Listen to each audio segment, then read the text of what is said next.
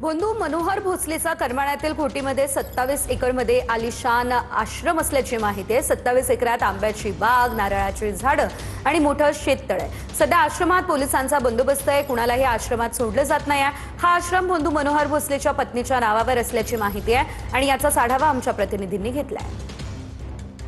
अशोक खरात प्रकरणानंतर जे आहे ते संपूर्ण महाराष्ट्रामध्ये ज्या घटनेने खळबळ माजवली ते बंधुमामा मनोहर मामा भोसले यांचं जे आहे ते प्रकरण गाजलं होतं। त्यांच्यावरती जे आहे ते फसवणुकीचा जो आहे तो आणि बंधुगिरीचा जो आहे तो गुन्हा कुर्डवाडी पोलीस स्टेशन मध्ये दाखल करण्यात आला होता।